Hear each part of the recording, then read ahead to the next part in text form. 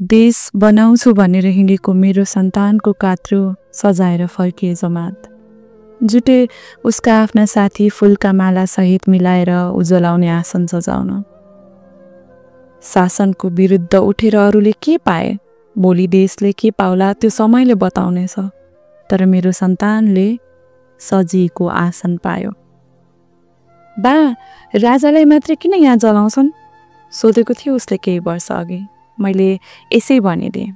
ऊ बेला राजालाई भगवान मान्थे, सायद त्यसैले छुट्टै स्थान दिएको होला।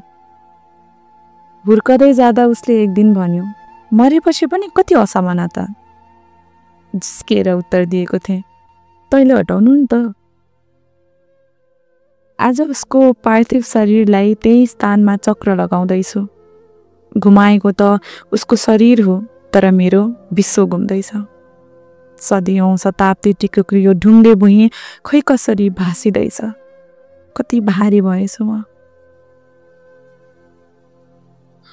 भन्छन् तिम्रो सन्तान मरेको होइन, शहीद भएको हो। शहीद। म खै कसरी बुझाउँ यो मनलाई यसको भिन्नता। मरेको होइन, शहीद भएको हो। मेरो आँगन आज रितिएको छ, शून्य भएको छ सबै।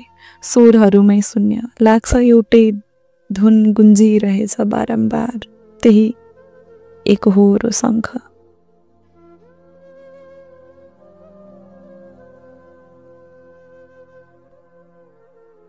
विडम्बना, शङ्ख फुक्ने मेरा आफ्ना रोगले च्यापिएका छन्। सासै पुग्दैन फुक्न। राम नाम सत्य हो भन्दै डोरिन्छ एक फुल उसको पछाडि।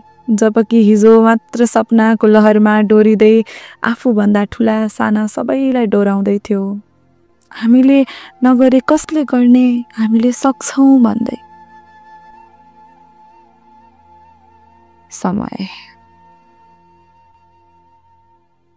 उसलाई सपना देख्न रहर मारेकोमा आज दागबत्ती अगाडि सार्दैछु।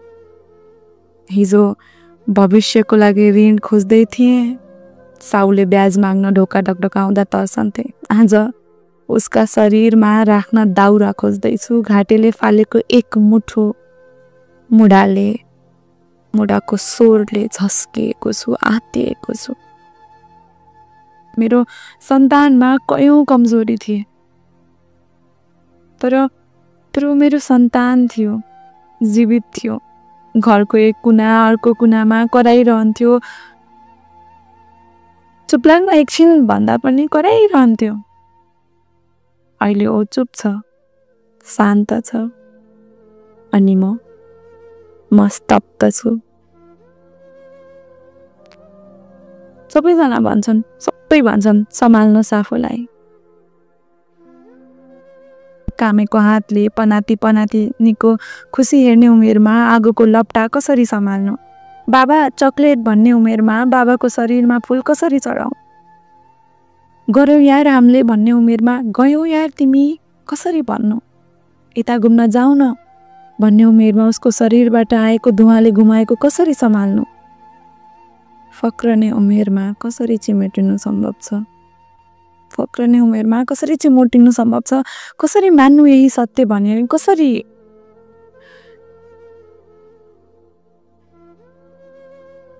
उडेको धुवासँगै उडिदिए यादहरू, उसका रहरका कथा, सपनाका सङ्घर्ष सबै खरानी भए बरु यो मन हल्का हुन्थ्यो कि के थाहा।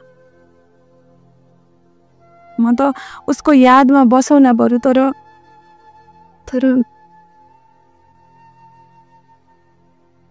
तर ऊ खै कति स्वार्थी भएको मन। मेरै लागि बाँचिदिएको भए यो आगो सल्किएकैबाट बाबा यो प्र्याङ्क हो भनिदिए।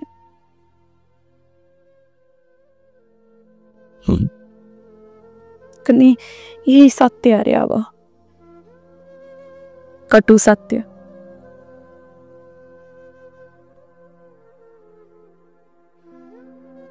परिवर्तन गर्छु भनेर हिँडेको छोरो शरीरबाट लास भएर परिवर्तन भयो। म शहीदको।